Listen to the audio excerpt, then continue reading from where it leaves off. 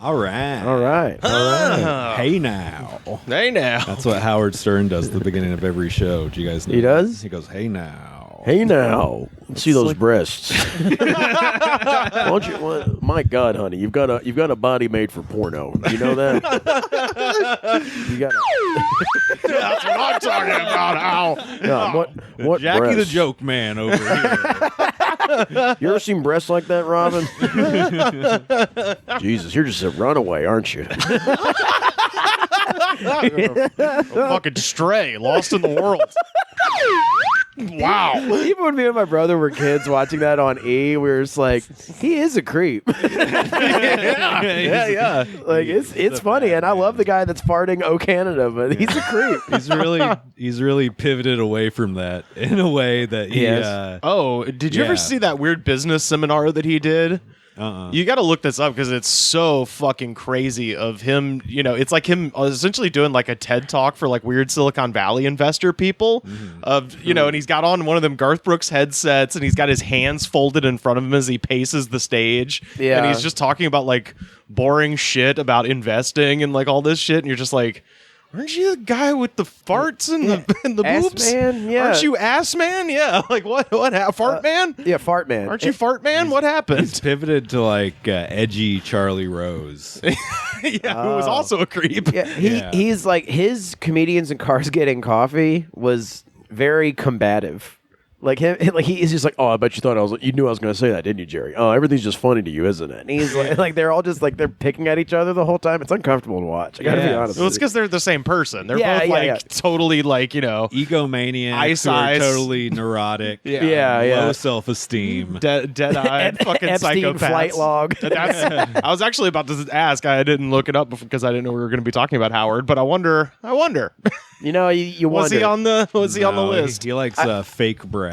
Big fake breasts. I remember when Private Parts used to play on USA Network. You remember that, Jim? Oh yeah, the edited version. The edited version. Amazing. And there's a part in it where Jenna Jameson, adult film actress. Oh, I remember her. Yeah, she there's a part where she's going to masturbate by him going boo on him making these verbal buzzing noises, and she's going to masturbate with her radio to it. Yeah. And but As you do. like you do, normal. But in the edited version, before that scene transpires, it pauses, and Howard Stern walks out and goes, "Whoa! We're about to watch someone masturbate with the radio. Maybe you just want to watch the movie on DVD." I don't know why that stuck out to me, but I remember that was such a cringy sales pitch. Yeah, it was. You can watch a woman fake an orgasm if you pay $15, kids. Buy my book.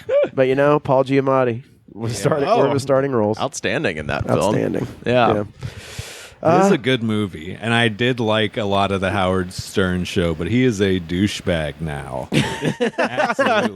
Absolutely a douchebag. Oh, boy. Oh, speaking of douchebags, Harvey Updike. Dead at 71. Really? Yeah. Wow. Which one is that? I got to give that. That's points for the Tigers right there. Yeah. Tigers on the board first. We lost points for Tommy Tuberville being a fucking Trumpster shithead, but hey, at least Harvey Updike is dead. For those listening, for Sam, in the early 1900s, they planted a couple of oak trees on the campus of Auburn University, and school tradition dictates that when Auburn wins a game, everybody from the town comes and throws toilet paper in the trees. We've been doing it for 100 years or whatever. Sounds fun. It's a fun time. It's good white trash fun. But after Auburn beat Alabama in 2000, Toomer's Circle, right? Yeah, Toomer's Corner. Toomer's Corner, yeah. It's where Carter and I met. Big Blue Bagel right there at damn Toomer's Corner. It is. Yeah. But they after Auburn beat Alabama in 2010, they went on to win the national championship. Somebody put a jersey of Cameron Newton on a statue of Paul Bear Bryant on the campus of Alabama. And this guy, Harvey Updike, who did not attend Alabama, in fact, a former Texas state trooper, and just happened to be a huge Alabama fan, so much so but that also frequent caller to the very problematic Paul Feinbaum radio show. Oh, I'm getting there. He also was such an Alabama fan, he named his kids Crimson and Tide. Yeah. And I believe Crimson was spelled Leonard Skinner style, like CRYMYSYN or some crazy shit. But well, it'd be if it was normally spelled, then it would be weird. I mean, it's weird either way. Yeah. No, You like the it's fine. Crimson? That way. I was against it till I found that out. Normal spelling has like a stripper connotation to it. Tide, you can't do anything with. No. But he apparently... Do your parents love soap? I wish my name was Tide with a Y. Tyde. Then you can at least go by Ty. Yeah, I that's think true. so. But apparently he saw this jersey on the statue and became so incensed that he drove down to Auburn and dumped 5 gallons of 80 DF poison onto, which is what you use to like clear fence lines and shit like that of brush, onto the oak trees and killed them. So basically just effectively, became the biggest heel in Auburn. You know what I mean? Yeah. And one of the biggest bioterrorists in Alabama. Yeah, technically a bioterrorist, because as you know, shout out to Gary Keever in the agriculture department, so husband of my former health teacher. He went on the news and was like, yeah, like there's a possibility this got into the water table. Like this was fucked. This was super fucked. The only reason he got caught is because, and nobody would have known, those trees would have just died and that would have been it. And people would be like, what the fuck happened? And the reason that he got found out is because he, Joker-like, called the Paul Feinbaum radio program, which is like a big sports call-in show in Alabama based out of Birmingham. And his radio recording, you can listen to it on YouTube. And if you haven't seen, there's a 30 for 30 called Roll Tide War Eagle that's about the Auburn-Alabama rivalry that has a big section about this incident where he calls Paul Feinbaum and he goes, "Hi, Paul. Let me tell you what I did." I've gone and done it again. And he literally is just like, he's like, roll damn Tide. I poured 5 gallons of Spike 80DF poison onto the trees at Toomer's Corner. And Paul Feinbaum doesn't believe the guy because everyone who calls that show is insane. Yeah. And so he's just like, Phyllis, a famous caller, Yeah, there's all kinds of like, it's sort of like Howard, it's sort of like a local Howard Stern. There is like this whack pack of callers from all over the state that call in. And so Paul rightly just assumes this is just some crazy guy. And he's kind of like laughing a little bit. He's just like, so what? Are the trees going to die? He's like, they're not dead yet, but they will be. Roll damn Tide. And he hangs up. and I like this guy. Well, they obviously He's a heel. trace his call, immediately, and they find out exactly who he is, and he gets arrested and like charged with like, fucking. I don't think they really threw the book at him. Herbicide. Well, it was like vandalism, public property. Like they threw everything they basically could at him, short of accusing him of being a terrorist. But anyway, that guy, I think he did. Less than a year in jail, and then he's been on house arrest in Texas, and today he is dead. So, hooray for Auburn! Hooray for Auburn! Someone in the crowd is yelling, hooray for Auburn! A true Roll Tide warrior has fallen today, and I want to extend my deepest condolences. I will say, here's what. Okay, what if he was murdered? By COVID. By COVID. Yeah.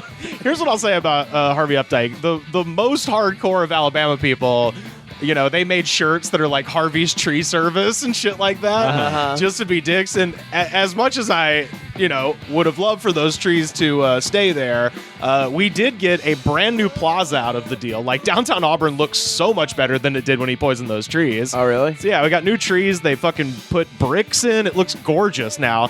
And also, if the shoe was on the other foot, I would be that same shithead with that shirt because that's how hardcore I am. So I appreciate the shittiness. I feel, it's like the same thing in Tuscaloosa when the F5 tornado went through in 2011. Oh, yeah, ripped through 15th Street, which Yeah, was yeah. a shitty street, and now it is like super nice. Or Oh. at least as of, I think last time I went was like 3 years ago, but like, Do you know the real bad Auburn joke about the tornado? oh, please. Harvey took 2 of our trees, so God took all of yours. Killed a bunch of people too. But hey, anyway, football is coming back soon. It's foosball. It's football. Oh boy, it's coming back despite doctor's orders. I actually don't think it is. Like, at least Auburn was saying, the thing I read today was like they were trying to figure out alternate festivities, right? Which is so stupid. Like, it's the most deeply stupid thing I've ever had, because basically the university is still like, we don't know. Yeah, if they're doing football. You don't need to replace nothing with nothing or something. With big crowds. Yeah, Well, or with maniac. anything. I remember like the comedy scenes in Alabama and Auburn were kind of tightly linked because, and this is how I met you. Yeah. Because in Auburn and in Alabama, there ain't shit but football. So it's like if you're a comedian, you can like, and Birmingham too. Like everyone in those cities knew each other. So it wasn't like a big deal. You know, like Alabama comedians like take up about the circumference of one major city. Well, not even that. Like one kind of big city. There's like 30 of us. Yeah, that's true. It takes up one open mic in LA. I was thinking, you're right. shit, is there a bunch of them? Is this scene fucking I mean, hopping? now, if there are any, Alabama comedians listening, and there's a 100% chance that I just am not aware of what's going on, but 2011, 2012, when I was doing it there, there was no. It's like the Silver Lake Lounge on a Friday afternoon. I was thinking it's the kind of city where you go there and you go, holy shit, people live here? Yeah. Which one, Birmingham? Just the Alabama comedy. Oh, yeah. I would say Birmingham looks the most like a city. Yeah. Tuscaloosa looks the most like you just are living in a fraternity, and Auburn by far had the best comedy scene. I will say. Well, I think you had the biggest shows. That was the thing. It's like I think not to toot my own horn, but I was not in college at the time, so I had all the time in the world to just promote incessantly and and shit like that. So plus I'd lived there forever, so I had the connection to be like, oh, I want to do a show here, and I know the owner of the place. Yeah, still got that, but. No, I think it was just easier to promote there, I guess, for some reason. Perhaps so. Because there is dick all to do in Auburn. Tuscaloosa, there's way more shit to do there. There's more shit to do, but no one went to comedy shows there. Yeah, ever. Yeah, and that's where I got started too. But Man. it was pretty easy to do because you're basically doing it to no one. And weirdly, I never made, because what was it was called like the Green Room or the Green Room, yeah. Like, yeah, that was the one that I always like heard about. And I met Wes there. Oh, really? Yeah. I only ever went to Tuscaloosa last year for the first time. That was the first time I'd ever done stand-up there. Oh, really? Like, I'd been there, obviously, a bunch, but I did stand-up at that Black Warrior Brewing Company. Mm-hmm. So shout out to those guys. That was a fun show. I saw Funny Mane there once. Yeah. Oh, man. Well, fun times. Fuck you, Harvey. That's right. That's right. Watch that 30 for 30. I wish it was still on ESPN because and I say this as a person who grew up there and can say definitively, it captures the actual mood of that rivalry better than anything else I've ever seen. It was really insane. So good. Plus, you get lots of Charles Barkley just half drunk, just talking shit. I'll tell you. Saw him at a Gold's Gym once. Oh, yeah? I think I've mentioned on the show before, I've had him buy me a shot on 2 occasions and I've never met the man. What? Because after Auburn games, he will just walk into the bar and go, shots for everybody. Okay. And like, I don't want to bother him because people are coming up to him and shit. So I'm just take the free shot. That's happened to me twice. Be nice to him. Huh? Yeah. Be nice. In San Antonio, he threw a guy through a plate glass window. He's still mad about San Antonio. That's why he talks shit about. He's just like, I love the women. I love the women all over the country, except for San Antonio. They're ugly. Yeah, just go there and lose. Yeah. And throw guys through windows. It's been and get in trouble. It's been 25 years and he still talks shit. It's hilarious. We used to talk about how he sounds like he's underwater all the time. Like when he was doing like the Taco Bell commercials, he was like, "You can get a cinnamon twist or a cold drink, 2 cinnamon twists." We need him. So speaking of the South, Oh boy, let's. I have, and I can't believe you guys haven't heard about this yet. Yeah. Hit me. So Maybe I have. Maybe I have. Maybe you have. It's in Nashville. It got so bad that the White House had to issue a statement on it. Oh, Jesus. Let's see. Sin City takes on Music City at Fashion House Nashville party during COVID-19 pandemic. Nearly 1,000 people attended a house party in Northeast Nashville over the weekend. Videos circulated on social media show partygoers with no masks or social distancing in sight. People are calling it the super spreader party that took place at a newly built cluster of homes listed in social media as Fashion House Nashville. Someone was saying, like, there was an open bar with no restrictions. Every room I went into that home was just people front to back partying. I saw maybe a handful of people with masks on. It's also, these are people from Vegas. They rented out a house, and one of them was this guy from this band called Savage After Midnight named Shy Eubanks. Just a deplorable tattoo-faced human being. I don't like any of that. Oh, here's who was attending this. Strippers, Playboy, OnlyFans girls with like 1 million followers. It was the biggest party I've ever been to. It was stupid. Well, that's true. Apparently there were there were videos on people's stories. Just like some of the comics from Nashville actually drove by and were like filming it, being like, "Look at this crazy shit!" Like thousands of people. Apparently, it got like Chris Crofton wrote about it on his column, Advice King. It got so out of hand, it got to like Woodstock 99 levels. Oh no! People were eating each other's asses in public in the party. Like there's video of some guy. I believe it's the guy who started the party, Shy Eubank, with his face just in someone's ass, giving analingus. Which I don't think is proper social distancing. No, they've even said that's a way to spread COVID. The government, the government was like, "Don't eat ass." And also, it's a way to prevent COVID, pink eye, and hacky ass-eating jokes. Well, that happened here too. There was like a big mansion in some gated neighborhood in the Hollywood Hills that got busted. They they had to fly a helicopter over it and like tell people to disperse and shit. And I think somebody got shot. Like it was Holy just fuck. He wouldn't stop eating ass. yeah.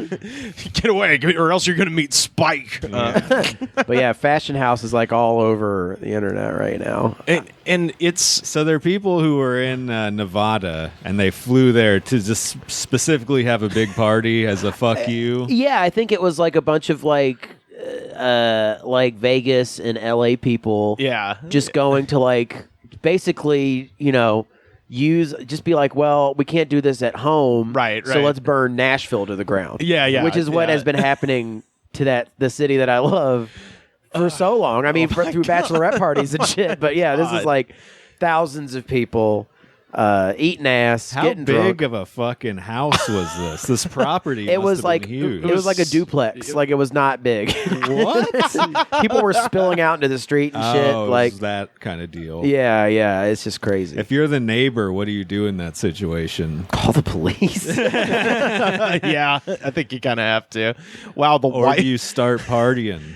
Yeah, just look up Fashion House. You look out the window and you go, "They're eating ass. Let's go, honey." Wow. Put the kids to bed. Here's how you know it's bad. Like you referenced, the White House had to say something about it. Yeah. Quote, the president encourages all Americans to do their part to slow the spread of COVID by maintaining social distancing.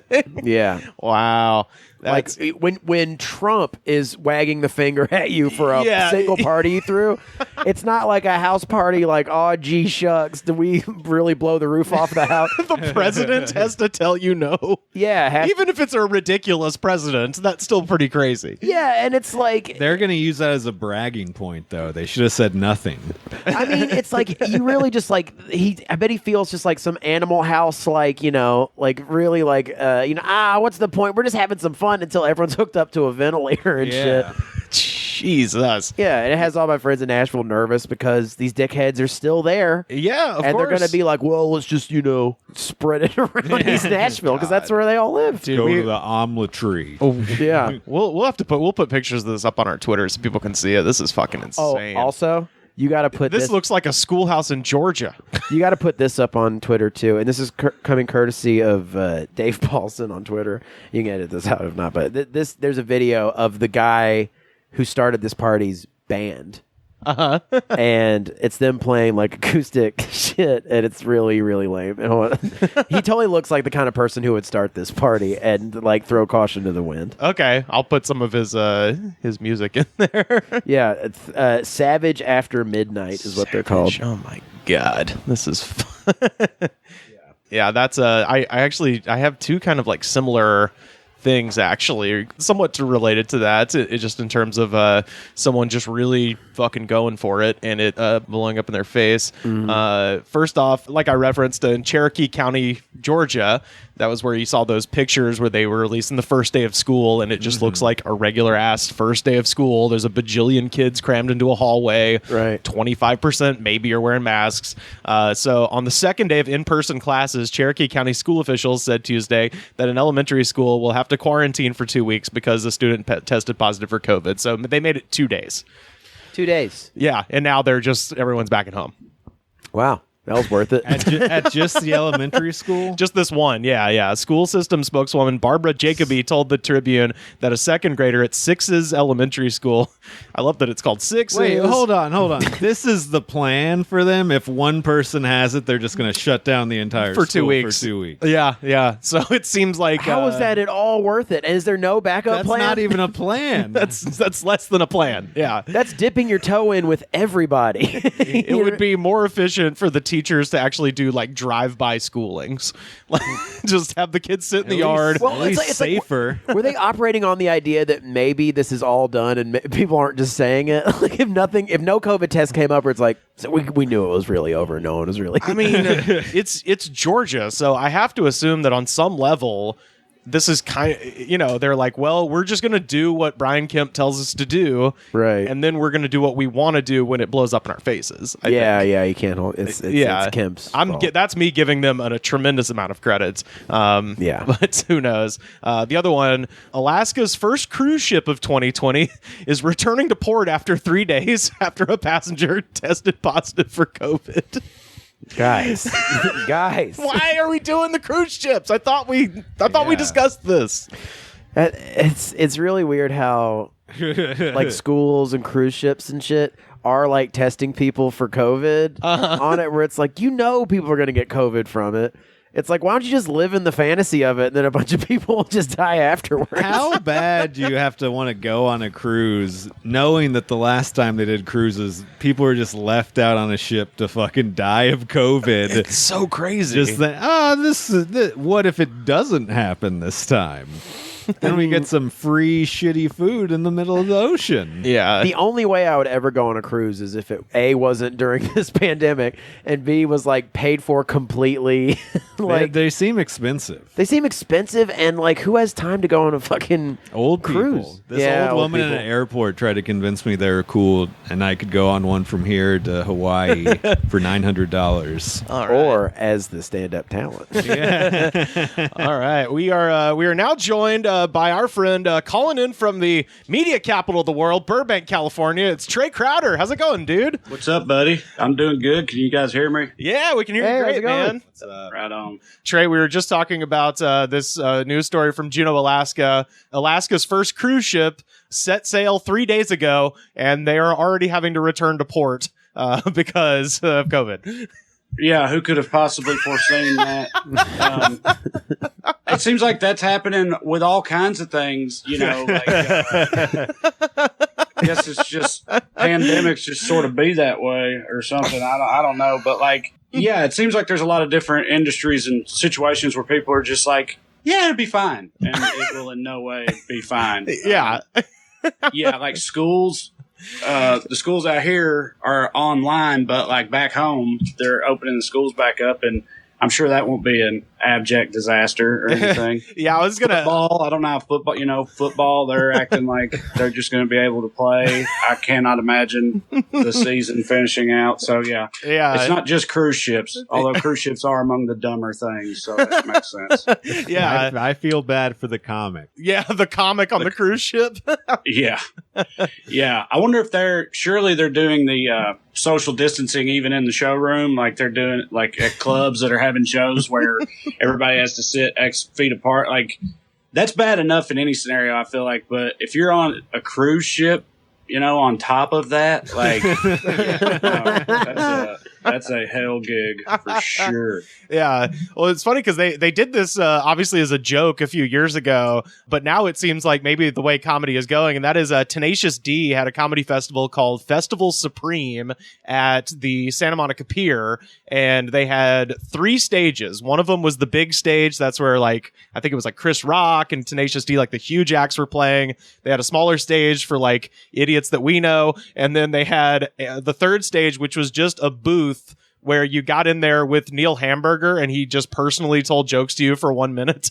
I was like, and at the time I was like, that's a hilarious bit. Now I'm like, that's about to be what it is. Yeah. It's going to be, our profession's just going to be a kissing booth, essentially. I could do that. Yeah. I don't know what the hell it's going to be. If it's, Yeah. Who knows, boys? May all be over. We'll see. I mean, yeah. see. Well, I was going to ask you about, because I talk a lot about my hometown, and obviously you're from, it's Salina, right? Is that how it's pronounced? Salina, Tennessee. Salina, yeah. Tennessee. So what's happening right now in Salina, Tennessee? Because I'm very worried about where we're from. It seems bad. You know who else is worried about it? My Meemaw. Yeah. All tore up. Yeah. Bunch of dumb shits. What's happening in Salina, Tennessee? No, they, according to my Meemaw and my Uncle Tim, who are both taking it very, very seriously, and they're my only 2 family members that are still in Salina. And according to them, no one, like the grocery store, the people working in the grocery store don't wear masks or gloves or anything like that. Nobody wears masks pretty much anywhere they go. The school's opening back up, and for everybody listening, Salina, Tennessee is like an extremely small town. Like we don't have any traffic lights or McDonald's or anything like that. High school graduating class is like 35 to 40.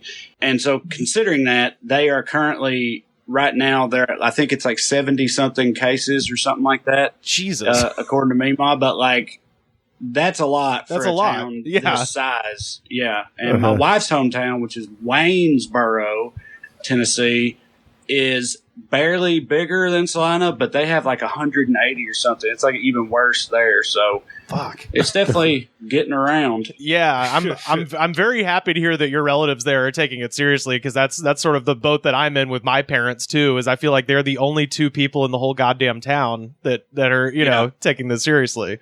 So that's good to hear, but it's no, I don't even know. I can't even imagine, because my Meemaw's 81. My Uncle Tim has pre-existing conditions. Yeah, like I would be freaking the hell out all the time if I didn't know that they were both taking it extremely seriously, but they are. So but like, I mean, whenever all the other assholes are not, that's the worst thing. That's still a problem, right? Exactly. I mean, my Meemaw literally hasn't left her house and doesn't let anybody else come into the house except for like Uncle Tim when he brings groceries or whatever.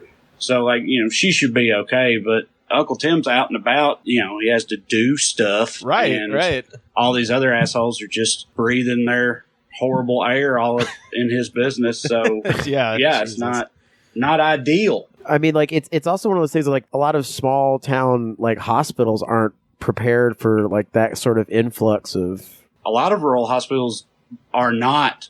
Period. That's it. They don't exist anymore. Like they closed down because of economic stupidity or whatever. The one in Salina closed down for a while, but just recently reopened. But you're right. If places like this even do have a hospital, they're not the most well equipped to handle this type of thing. So, well, that's I mean, like I said, I'm glad that your relatives back there are taking it seriously, because I definitely have a lot of friends who are just like, yeah, my parents don't give a shit.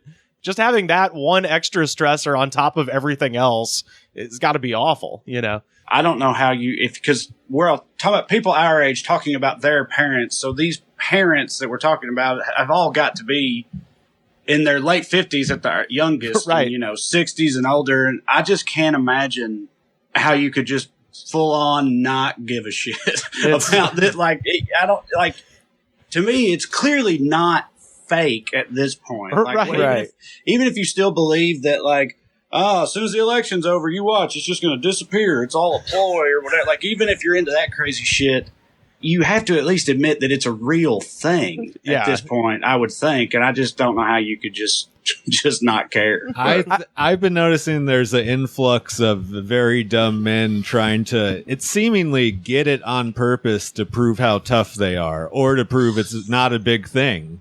Yeah, well, Right. the fucking Tuscaloosa, they had the COVID parties where they were like trying to get it. Yeah, it's a wild Taking dick man bets on contest. Yeah. Well, what can you even say about that level of dumbassery? But most of those, like, it's still really dumb. But correct me if I'm wrong. Most of the people involved in that type of thing you're talking about are like younger people, right? Like college age kids and that type of thing. Yeah, I guess so. Who are, not known for their decision making skills. No, Right. Good point. Are there And are always doing dumb shit. They could also be ex-UFC fighters who are now touring stand-up comedians. Or that. I think a lot of these There like again, either one of those two cohorts, not the best critical thinkers, generally speaking. I think a lot of these older people who are like don't give a fuck are like kind of they're like making this decision, like they know it's real, Yeah. and but they're choosing to not care because they want like their quality. They're used to a quality of life that can't. If they're not living, they're dying. Essentially, like, Yeah. their whole motto is like a fucking bumper sticker where it's like, if I don't get to go to Ruby Tuesdays, what's the point of living? I mean, we're now sitting at, from yesterday's show and the show that came out Friday, 2 shows in a row with like very profound things that I've been thinking about a lot. Friday, of course, is that we realized that America's vibe right now is best be described as a clown's funeral. Yeah. Yes. And then yesterday, Stuart Thompson brought up the point. He was just like, most people cannot take a deep breath and realize this isn't about you. And it's like, that is our national disease, is that people cannot realize this isn't about you. It is. There's this. I've been because of exactly what you're saying. I've been bringing up this same article endlessly lately because it's exactly what you're talking about, and it's a article that was originally in the Huffington Post, I think, that gets passed around a lot when shit like this comes up, which is always. And all you really need to know is the headline of the article, which is it says, "I don't know how to explain to you that you should care about other people." Right. And that's the hurdle that the people on our side of that fence, like, just, it's so hard for me to understand why that is such a problem for people to understand, but they just don't. They don't give a shit about it. It's all about them and what they want to do, not even need to do. Right. Carter was saying about quality of life. It's just, and I like the air quotes around quality, which was appropriate. Yeah. But just their lifestyle, and it's just like the shit they want to do. And if they can't do the things they want to do, then they just, Yeah. screw everything up for everybody else. I don't think they have like the courage to actually say out loud, like, I would rather die. You know what I mean? Like, I would rather die than live this like asinine lifestyle. that I Not have. go to Kohl's. Yeah, Right. to feel like to smell my own breath against a mask every time I go to fucking Whole Foods. I would rather take a bullet to the head because I'm that used to like convenience. Yeah. We're all addicted to convenience. Yeah. We got it easy here, and people forget that. Right. Well, I want to read a news story that, you talk about a person who's just like, fuck it, I'm done. And this comes to us actually from a place that we discussed in June, Coos Bay, Oregon, where they had those fake Antifa buses coming in and everybody showed up with machine guns. So it's that town. Kevin Simpson, 47, of Eureka, California. So I love that it's a California guy just coming up to Oregon to raise hell. Was allegedly behind the wheel of a stolen Dodge 1500 pickup truck on Saturday morning as he drove along Highway 101, casually smashing into cars. All right. The first report came around 10 a.m. in Coos Bay when city police were investigating those hit and runs. The state police got word of the collision in North Bend. A driver reported being struck from behind while stopped at a traffic light. The suspect's vehicle then accelerated, pushing the other car into the intersection and continuing north on the 101. More reports of apparently deliberate crashes were received as the reckless driver continued north for about 40 miles up to north of Coos Bay. The police found the truck abandoned on the beach. It had crashed through a large gate onto private property and become stuck in the sand. Nearby, troopers apprehended Simpson, who sat on the sand. He reportedly told them that he thought he had hit 26 cars. Yeah. Pretty good score. And you see a picture of this guy, man. He looks like Trevor from GTA. It's straight up. It's amazing. You think it's like a thing where this dude always dreamed of being like a demolition derby driver, and but he settled because he got married and became like a fucking fishmonger or whatever the hell he did, and then now she left him. He just got divorced, and so he just said, "Fuck it, I'm going for it." I mean, started running it into shit. That's sort of what it seems like. Right. Also, like, obviously, this goes back to what we were just talking about, because if we're being honest with ourselves, like, I'm sure that was a pretty rad time. Like, I'm sure that was fun. Yeah. It's like, a video game in real life, but, you can't just be doing shit like that. Regardless of how fun I'm sure it would be. I just, like we were just saying, you got to think of others. Right. Obviously, this person didn't think of anybody else other than himself, but I will say I do like the scene of him just, like, getting stuck in the sand and just being like, well, fuck it, and just kind of plopping down. The cops find the truck, are like, where is he? Oh, there he is. And he's just kind of sitting there like, damn, dude, I'm 26. I'm a driver, not a runner. I'm finished. I wonder if you would think at some point they would tally up the actual number of cars, and it would be hilarious if it's actually like 14 or something. He's bullshitting. Yeah, some fisherman's tale. Goosing the numbers. He backed into one car. Well, Trae, I'm gonna ask you the two golden quarantine questions and see what you got for us. The first one being, have you noticed anything strange going on with your neighbors? I think, and I'm sure a lot of this is in my head, but I think I'm the strange neighbor in my neighborhood. With the white trash hillbilly family, and I think people look at out here in California, people look at the redneck next door differently during an apocalypse. I think like I feel like before all this shit. So I've got like a. Like, it's not literally from Kmart, but it's a Kmart quality above ground pool. Yeah, dude.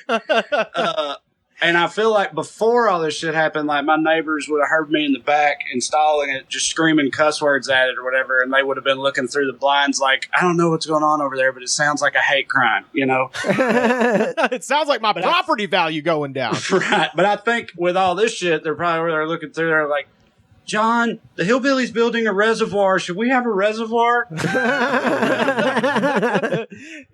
was going to say, I think they maybe look to you as a pillar of strength in these times. It's like, survivalist. Yeah. Because don't you, right, and I'm not, for the record, I'm in no way any kind of survivalist, but don't you agree that is kind of like a thing? Like, I feel like people think that, like, one of the few very few kind of positive stereotypes about rednecks is I think people feel like they'd be good in an apocalypse. Right.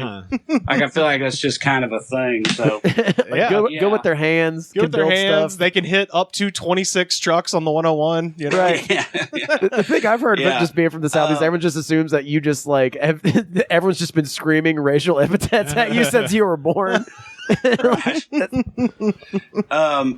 But other than that, it's all quiet over here. Yeah, I was going to say, you live in a pretty nice part of the valley where it's almost David Lynchian. When the few times I've come to your house, I'm just like, this is so normal. I love it. It is. No, it is. Very right. I forget because, I've only ever lived in this one place in Los Angeles. We moved here in 2017 and straight into this house, which we rent, and been here ever since. And I almost like, I don't ever think about the fact that I'm sure most comics in LA live in much like wilder, cooler, crazier situations. But yes, no, it's very it's very suburban, very normal. You don't want to come here. No, you've recorded and you've been to my place. Yeah.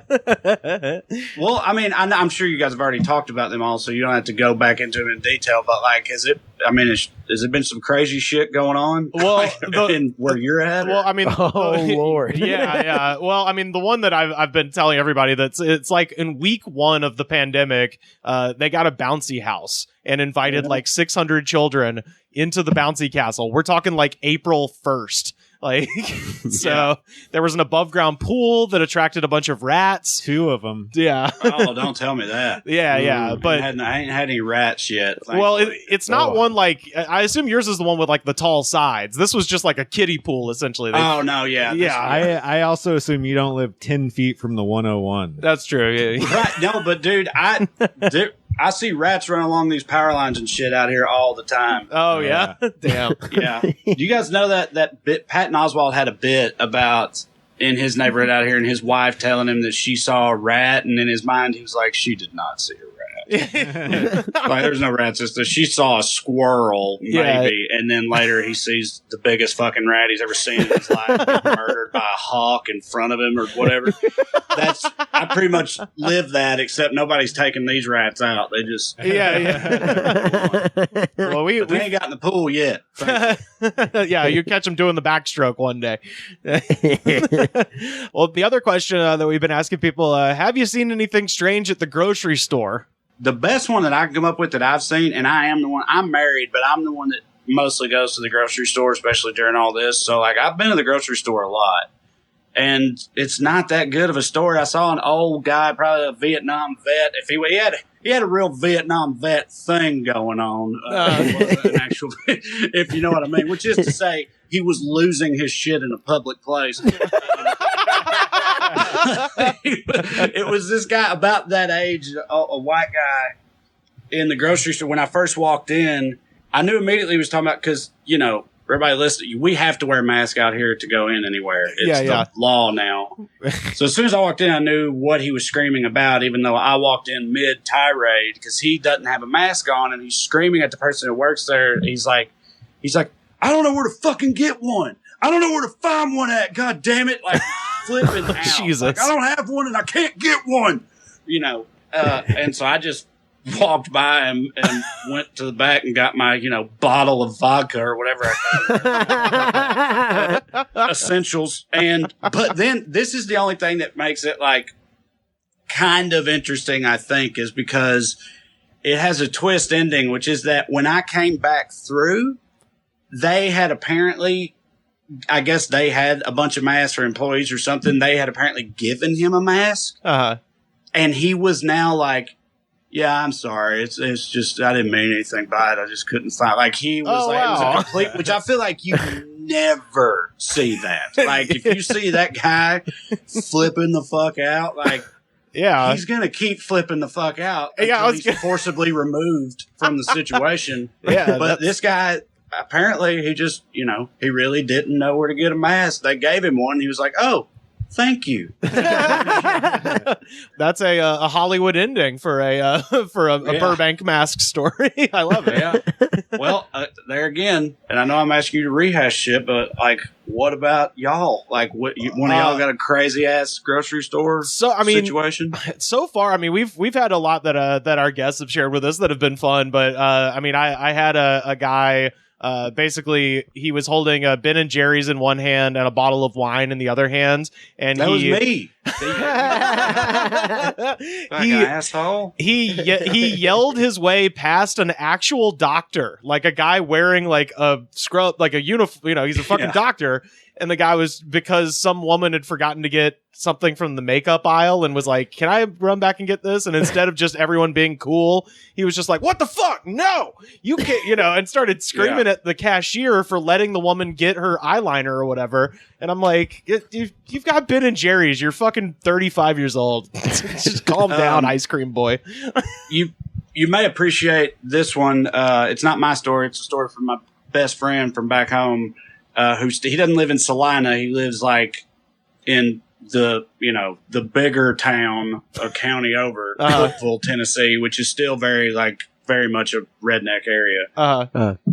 And this story is like kind of fucked up also, but it's just like how people are acting back home at present. Yeah. He was in a gas station and there was an old guy, like an old redneck guy in front of him in line. And that guy did not have a mask on, and he was like in his 70s. And my buddy Thompson's his name. Thompson was just kind of standing off to the side. I said in line, but he wasn't actually in line. He was like looking at shit, and the guy's right there at the counter. And then two Mexican guys got into the line behind the old man, and these two Mexican guys, Thompson said, were like mid-20s. They're younger, and they both had masks on. But this old redneck dude turned around and saw them like getting in line and just started flipping the fuck out. Was like, get back, God damn it. And they're like, whoa. And that guy looked at Thompson, I guess, because the only other white guy in there, and said, he goes, I don't know about you, but I'd like to not fucking die today. Yeah, no. Presumably, the dude, the at-risk man not wearing a mask was screaming about the threat to his life posed by the precautionary young Hispanic men who were in line behind him. So, yeah. Jesus Christ. I know. It's fucking ridiculous. Oh, man. I thought you were about to tell me that he thought they were, bandits and were going to rob the store or something.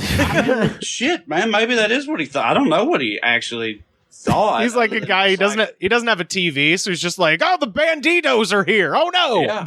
I mean, maybe. But no, I've got other buddies of mine from back home who have told me stories about getting, like, accosted at the gas station or wherever because they have a mask on. Most of my friends that I'm still tight with, are the type to wear a mask and take the shit seriously, and they get like shit talked to them and stuff all the time out, when they're out in public. Yeah. Like complete strangers. People are just like, like they're the assholes for wearing the mask. I've definitely heard about that kind of shit happening back home for sure, and it's fucking wild. And now I'm like, on the very slim chance at this point of, going back for Christmas or something. First of all, I'm not getting on a goddamn plane. I will drive and sleep in my car and not talk to anybody the whole way there. But also, once you get there, it's like, I don't want to be fucking harassed for, being a fucking person who's taking the shit seriously. Getting mass shamed is a whole new level of like, I mean, it's like the same people who are like, it's like, come on, show us that smile. Can we see that smile? Come on. It's like people who would catcall. Oh God. I saw some news story today, like somewhere in like Texas, I think, like a waitress got like a 5-cent tip, and it said tips will be bigger when masks come off or something like that. I saw that too. Yeah. Fucking bullshit, man. Ridiculous. Okay. Which one of y'all just said you're mass shaming? Yeah. Brought that up. Yes, that's a new and ridiculous thing, and I feel like it trends much more in that direction, getting shamed for wearing a mask. But also on top of that, in the other direction, did you guys see where that Pennsylvania state congressman put out this like open letter addressing the quote hateful comments towards the unmasked community? Oh no! God damn it! His name is Russ Diamond, state representative in Pennsylvania, Harrisburg, Pennsylvania. He says, I feel that I need to personally respond to the multiple incidents of harassment and specifically hate and intolerance directed at me that have not necessarily been reported in the press but are rampant.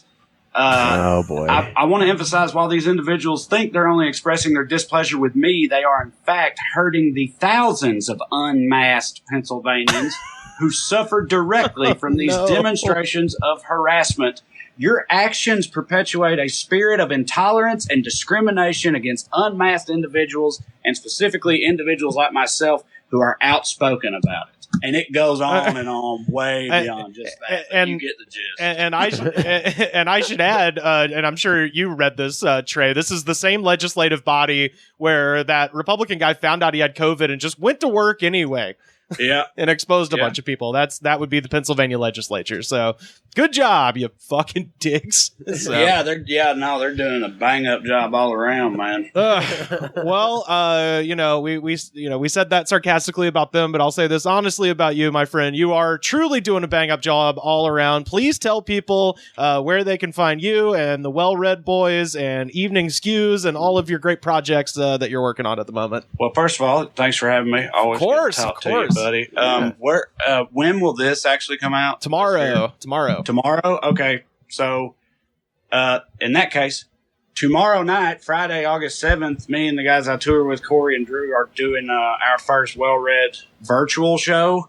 And so you can go to wellreadcomedy.com. That's well, R-E-D, wellreadcomedy.com to get the ticket link for that. We're looking forward to that. It'll be a good time. Otherwise, you just look me up, Trae Crowder, on any of the socials, and you'll find me, and that's where all my other stuff is. I do have a twice weekly live, like, political talk show thing that I do on my Facebook page called Evening Skews that I've been doing lately, having a good time with that. And otherwise, yeah, you'll see all the other shit on there. You just look me up. So, yeah. Appreciate it. Well, man, it was so fun to talk to you. This is how long it's been since we've had you on the podcast. And we need to do it again as soon as possible. The last time we had you on, we were reminiscing about the XFL. And now the XFL has come and gone once again. Come and gone again, yeah. So it's back. It's back. The Rock bought it. Wait, The Rock bought it? Yeah, you didn't hear about this? No, what? Yeah, he spent like $15 million, and it's Oh, they're no. trying to start it Time's again. a charm. Oh, my God. Just like with COVID. Wow. Well, let's do it again soon, man. It's always a pleasure to Please. talk to you, and everybody should definitely follow Trae and all of his great doings online, and hopefully once again in person at some point, maybe in 2022. We'll see. Hopefully. Thanks, guys. Appreciate All right, it. dude. All right, Trae. See you later, See you, Trae. man. Thanks. Trae Crowder, everybody. Wow. Woo. Fun. Great Yeah. convo. Always fun to talk to that dude. I know, Sam. You said what have you got, Sam? And then I've got my thing, and then I've got a little jam of the day situation as well. I got a text from my mother. Okay. That's what I got. And she sent me a weird text with a couple pictures. The text being, Reverend Sam, I found this today. Jason had written about shitty dinners on the back of your certificate. It made me smile. I hope you're having a good day. Love, Mom. Sweet text message. What is she talking about? Rivers? Does she regularly call you Reverend Sam? Because that's awesome. Well, here is why she's... The thing she found today. Oh, it's your Universal Life Church. Yeah, if you can just go online and put your name into a website, you can get a certificate you can print out that makes it look like you're a reverend. Oh, that's cool. Did you Hey, all right did you now. do someone's service? Yeah, in high school, I did a fake marriage between my friend and his girlfriend at some house party.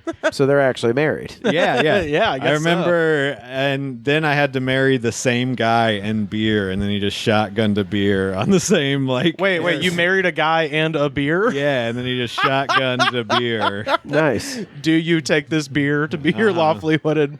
And it was just, Beer. according to this date, I was around 15 when I got this. Whoa! Yeah. Oh, damn. Okay. Yeah, I was young into it. And then she also, remember she said, Jason had written about shitty dinners on the back of your certificate. What the fuck does that mean? Is that your brother? Yes, that is my brother, Jason. Wrote about shitty dinners. And Rivers, I just want you to take this and read this whole thing. All right. Top 10 hated foods for dinner. And then I just want to say before you start, I'll say stuff about my parents sometimes. They should have beaten the fuck out of us with zero mercy. And you will see why by the end of this list, or even the start of it, you'll see why. But my brother, I guess, because he's a year older than me, so he had to be 16 or possibly older when he wrote this. And Okay. let's just hear his top 10 He's got most a- hated dinners. Your brother's he's like a little Letterman here. Number 1, shitty steak. Number 2, shitty fish with pesto on it. Who likes shitty meat? I thought it was just going to be like categories of food, but with shitty attached to it. Shitty sandwiches. These are specific meals my mom used to make. So your brother's just been like, fuck this, fuck your food. I don't remember this from childhood. I want to know what spurred him to do this. Number 3, crappy oven cooked but barbecue chicken. Yeah, everybody knows that one. That's just oven cooking chicken and putting barbecue sauce on Yeah. it. Right. Number 4, half of a 2-day-old microwave Jack in the Box, which was supposed to be totally mine. And I love that one right there. It's so specific. It's so specific, but he put it real high on the top 10 list, like it that's number happens 4. often. It's as if he made the whole list for that one and had to cushion it with 6 other ones. Yeah, it's like how, serial killers sometimes kill a string string of people just to really cover up the one murder they wanted to do. Right. I also like how he says it's shitty, but he didn't get enough of it. Yeah. Number 5, crappy canned refried beans put on pre-made tortilla, oversized chips with gross lettuce spelled Letus. And then he's talking about a tostada there. Lettuce. Number 6, any kind of teriyaki chicken shit. Teriyaki. I don't ever recall my mom making that, so I don't know what. Some of these I don't know what the fuck he's talking about. Teriyaki, by the way, spelled Terriaky. Yeah, I mean, love it. also, like I said, he was 16. No, this and he's rules, spelling dude. lettuce like Letus, like fetus, but with an L. Yeah. Let's see. Number 7, warmed frozen meatballs with something that's not even freaking Italian food. Man, he would hate IKEA. I love that one too because he wrote "freaking" when he like curses on every single one of these. He's like, I can't say "fuck" when I'm insulting my mom's whole cooking repertoire. I think it has more to do with like because it's Italian food being like there's not even any freaking Italian food. You know what I mean? I would love it. Yeah, your brother is just like very Italian for some reason. I would into Vinny Boombots for a second. Yeah. But your fucking Sunday gravy sucks. What do you thought? These friggin' meatballs with no pasta. I would love if he had that foresight. I don't know. This, like I said, our parents should have beat the shit out of us. Clearly, they did not do it enough. Well, here's number 8. A shitty sausage wrapped in a hard flour tortilla. Spelled Tortia, tortilla that you can't even bite through because you burned the outside of the sausage. This is just some straight up like grievance against your mom. I guess I'll agree on that one. That doesn't sound good. But I would say to this child to be like, cook your own fucking food then. Jesus. Well, counterpoint. I would be like, I just want to say this food was good enough for me to get extremely fat off of. Yeah, fucking A. Number 9. Any kind of breakfast food like crappy French toast with bananas. That sounds dope. What are you talking about? For dinner? That's what? Yeah, that sounds great. Bananas Foster on the French toast. I think at this point he was running out of things, but he had already wrote top 10 at the top. Yeah. So he's really grasping at straws here. I would like to know what number 13 is. The last one, number 10. Number 10, 10-day-old pesto noodles reheated so many times that they're hard. I do agree with him on that one. I mean, that sounds bad, but I don't know. This all sounds like a kid fuming in his room that he didn't get pizza. Oh, definitely. I text my mom like, I wish I knew what happened there because there's such a funny story behind that. I haven't texted my brother about it yet. I'm going to. Because he's such a weirdo. He's going to deny everything. He's going to act like it was a 15 joke years or later. something. Yeah. He's such a fucking weirdo because he's not going to own up to that being just a fucking lame-ass thing to do. Oh, yeah. What are your top shitty dinners your mom used to make? Used to make? Yeah, because these were all dinners my mom would make. Yeah. Frozen meatballs with not even freaking Italian food. It's not that this is even shitty. It's just funny now that I know what they were going for. My parents, we had a Greek restaurant that came to Auburn, and my parents fucking loved it. They used to go get gyros and shit like that all the time. And they wanted to make, sort of a Greek dish, I guess, but they didn't get like the half lamb, half beef, like gyro meat or anything like that.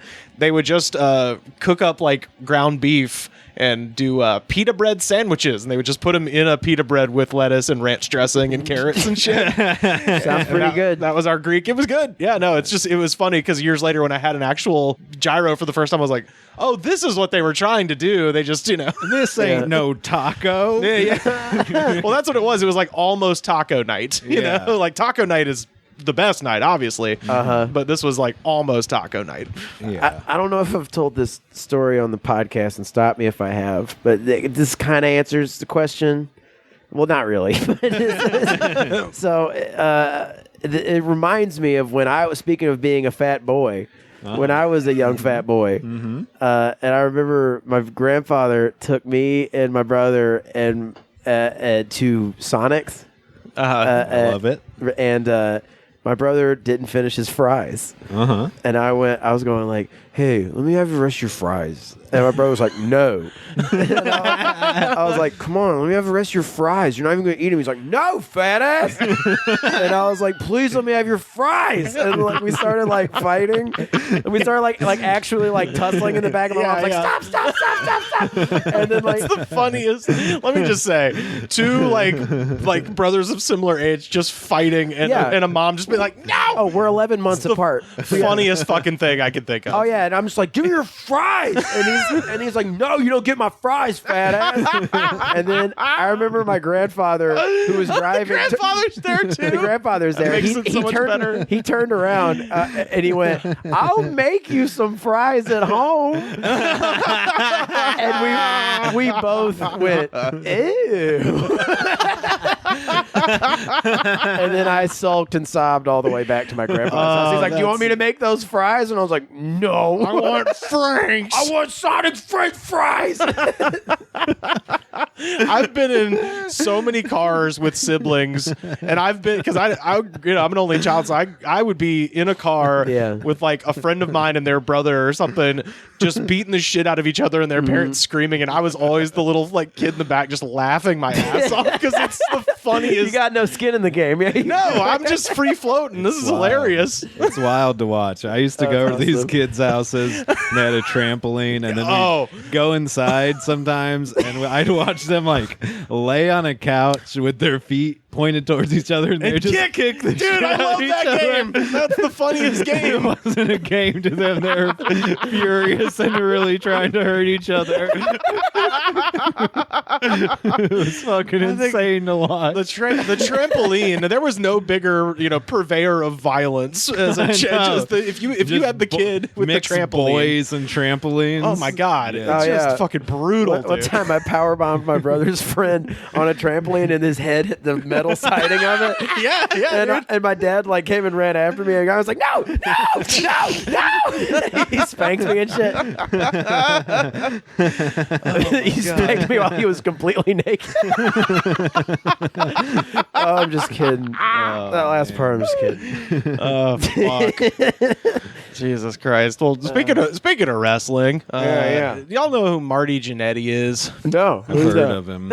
Marty Jannetty, former WWE superstar. He was once upon a time tag team champion with Shawn Michaels as part of a late 80s, early 90s powerhouse tag team called the Rockers. Okay. Shawn Michaels, of course, went on to have a Hall of Fame storied WWE career. The Heartbreak Kid. A Heartbreak Kid. Marty Jannetty, Shawn Michaels famously threw him through the barbershop window, and then shortly thereafter, WWE fired him, and he's pretty much been on the skids ever since. It's a pretty sad story because Marty Jannetty is not a bad wrestler. If you watch his old matches, man, he's pretty good. He just ain't Shawn Michaels. That's the sad part. Is like he's in this tag team with one of the greatest. Salieri Mozart situation.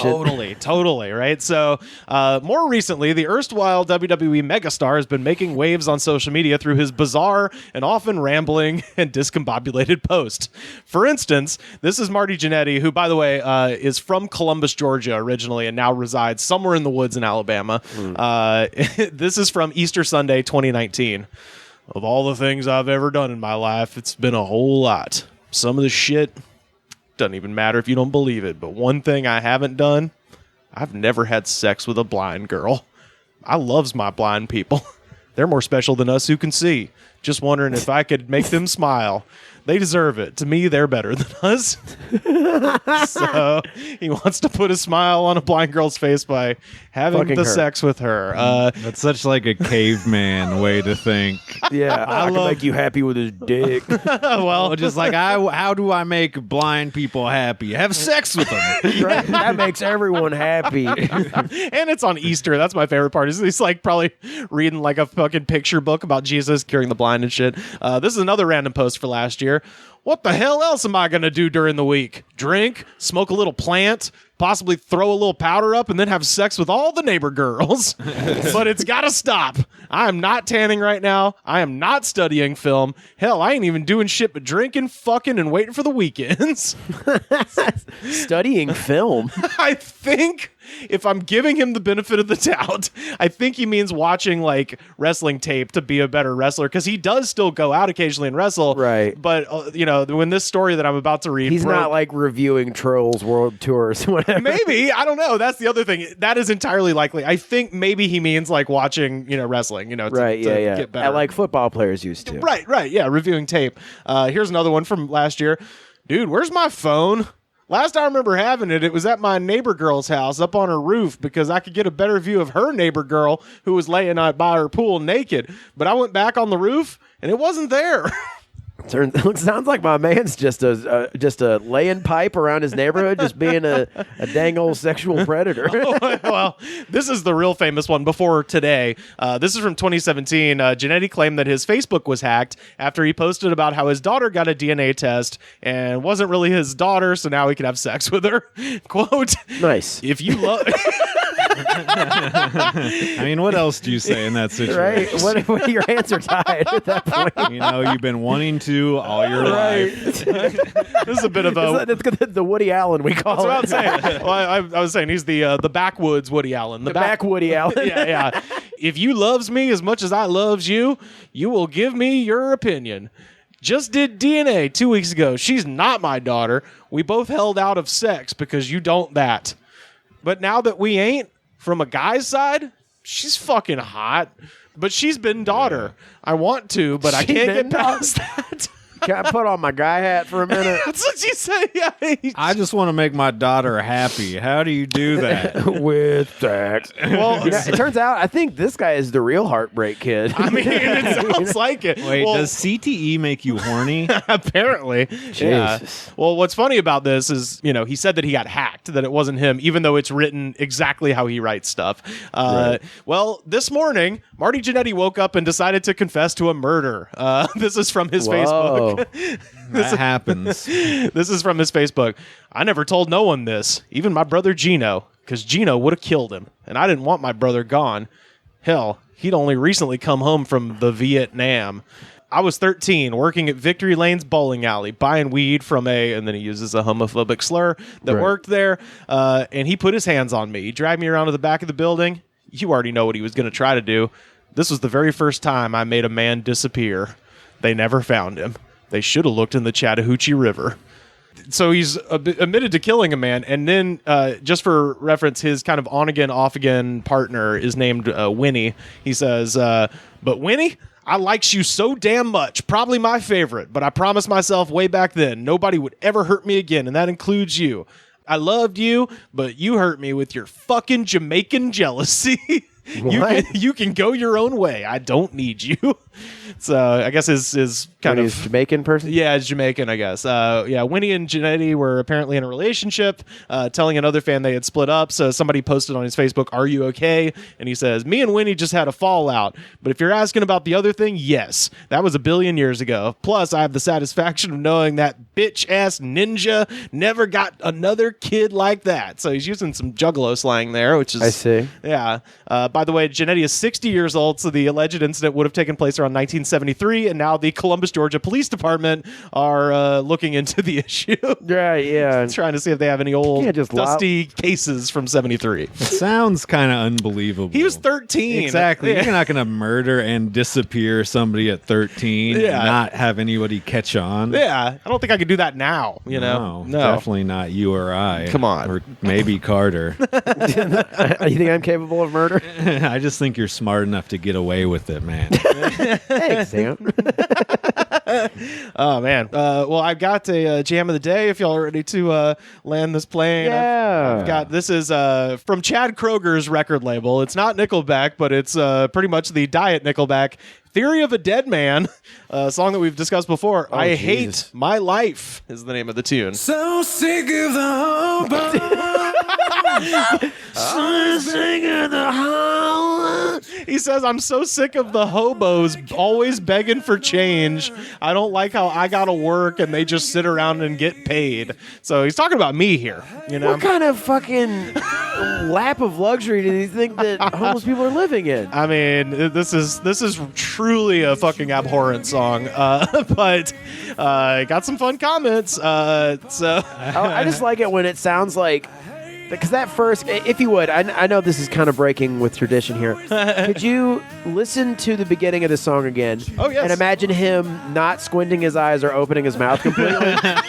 Yes, here we I go. already know I can't. Wait, one more.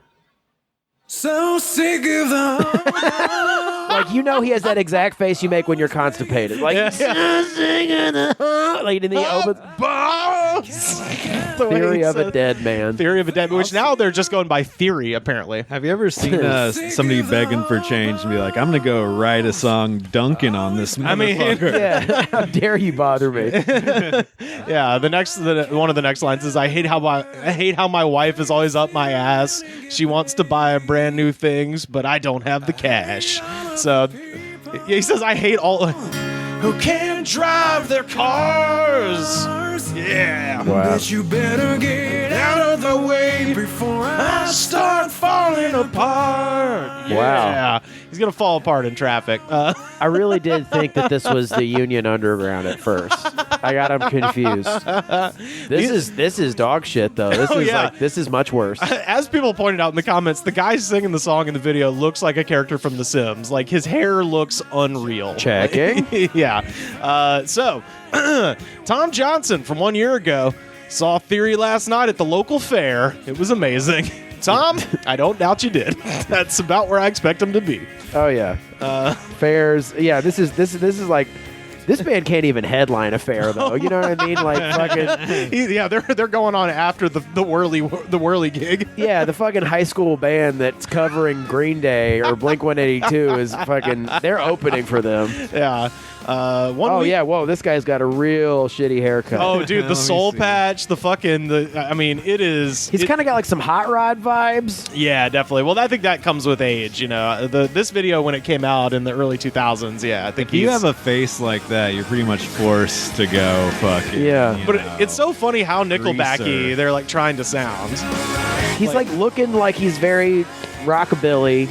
Yeah, Then they sound like Nickelback.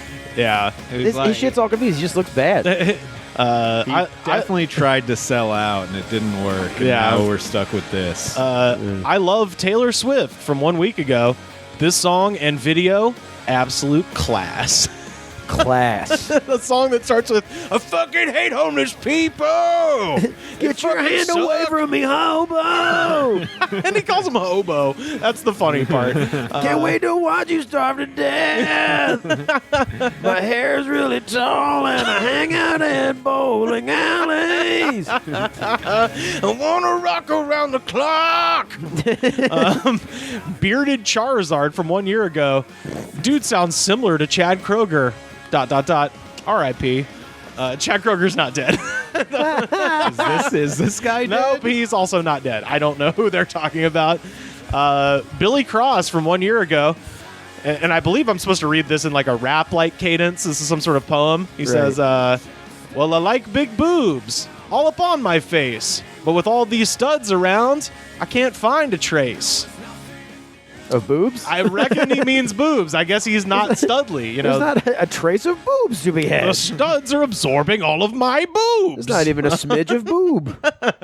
My God, honey, there's no boobs. There's not a smidge of boobs anywhere. Of breasts. Oh my God! Full voluptuous breasts. How long you been homeless, darling? Honey, you've been homeless, but you have a body made for porno. Hope you know with your breasts. Look at your breasts. Your heaving breasts. My God, you have stupid breasts. Very stupid breasts. Camaro chick from a year ago. My theme playing in the background 27/7. Not 24/7. 27/7. A lot of people who have like driving anthems comment on YouTube videos. Oh yeah, I imagine while driving. Yeah. YouTube comments probably cause in the hundreds of deaths per year. I mean, yeah, the grammar all sounds like they're mid car crash. Sammy the Umbreon from a year ago. Oh, this is me. I hate when I only lose at Smash Bros. And when I win, my bro says it so sarcastically that I feel like he let me win. Literally, this is the reason I searched this song. Damn, bro. Wow. That kid sounds like fucking a 10-year-old Carter. Fucking won't give me my fries. I hate my life. Just give me the fries. You're not even going to eat them. Give me the fries. You said it so sarcastically. Ooh, they're warm. They're fucking cold now, fat ass. I don't care. I want the fries. I fucking spit on him. Did he ever do that to you? Oh, no. So you can't eat them? Well, my fat ass used to put my hand on his food and be like, you going to eat that? Hell yes. Larry Smith from 2 I weeks. didn't kiss a girl for 20 years afterwards. But I got those fries. Hell yeah, dog. Larry Smith from 2 weeks ago. Scared, you cell phone punks? LOL. When I say go, it's power. Power is complete honesty, Larry. Got it? Jesus. He's talking to himself. He's Larry. He's Larry. He's Larry Smith. You got it, Larry? That's power, Larry. He's pepping That's himself up. Yeah. Yeah, that's like someone's pep talk right before they go and kill everyone at their job. Well, funny you mentioned that. Mustard and biscuits from a year ago. LOL, this is my psycho self. Initiating psycho self. Sean Hake from a year ago. When I first heard this song, I was like, why would he hate life? It's great. I was 17 then. Now I'm 27, and my life sucks. Fuck everything. This song is 100% right. 27's a hard age. Man, if your life was better at 17, holy fucking Yeah, shit. you suck, though, You yeah. fucking suck, bro. Your life had all peaked in your teen years. You suck really bad. What his top 10 least favorite dinners are. The gross thing with the chicken, Pesto. pesto noodles. Alex Harfamino from 2 years ago. I came here because I fucking lost a bullshit FIFA match and then spilt all over my fucking drink and then broke my TV by falling on it. Kill me now. You also suck, just dude. a series of Jesus. calamities have befallen you. If your fucking life is a cartoon, then you deserve everything like that to happen. Every day just rakes to the face. Bo Litzen from 2 years ago. One woman. God, please. I would give everything. Please. Sex. One more time. I hate my life so pathetic. Why is this everyone's like getting laid song? This is like the incel anthem, dude. This shit is wild. Just like fuck homeless people and let's fuck. Yeah. Well, he's bitching about his wife. He's like, I hate my wife. She's up my ass. Like, Yeah, she always want my money. I bought her flowers. Now she's still complaining. Your life does fucking suck if this is the best hating yourself anthem that you can find. Right, that you could muster, yeah. Or that you can even know about. These people are just finding this through Google. Dakota Quimby from 5 months ago. Fuck! Fuck! Fuckity fuck! Fuck! 5 months ago? It's back when things were good. I know. That's right at the turning point. I mean, that's At this kind of what point. I was saying then, I guess. That's what COVID sounds like. Fuck, fuck! I wonder if that person is still alive. R.I.P. I got a couple more. Shannon Teagarden from a year ago. My boss is gone. It had neighbors, couple of nuts, and an asshole. I love whole bowls. Whole bowls? HOLE, new word, BOWLS. I love whole bowls. Whole bowl. It's, like, Which it's when you smoke weed out of someone's asshole. That's how you got to do it in high school. You put the weed in their asshole and then you kiss them. I always hit it out of the dick hole. That's how you do it. That's that good hit. I got a couple more. Hazy Flowers from 8 months ago. I do not have my own freedom. My parents are always telling me what to do, and I barely get to have any fun. And my brother is always telling my secrets, and he yells at me, and I'm trying to do my best. I wish I had my freedom. At least I'm able to look at this song, though. Kind of relatable, I guess. I like how he doesn't even like the song. Yeah, bitch, and you don't even like the song. Like, can we keep on task here? Okay, I just want to say, I think hobos. Do you think he was trying to type hobos? I think it was a text to speech thing. Like I fucking what, and I love hobos or something. Hobos. But it came up whole bowls. Hobos. My brother tells all my secrets. Really think about it, hobos. Smoking bowls out of holes. So last two. One, this is Braxton Jernigan from 2 years ago. People driving. That's not a real name. People driving their cars, and I say, go ahead and wreck, as I see you screaming like a girl for doing something stupid. I guess he means wrecking the car. Braxton, I'm going to need you to come down from that ivory tower and come to my Lambo that's double parked on Mercy Street, okay? And finally, and this is, man, one of the best comments I've ever read. James Little from 2 months ago. This is still on my playlist for my funeral. I just hope my stupid kids don't puss out on me. I mean, he put it in the will. We have to play this at his funeral. Why do you put in the will that I'm stupid?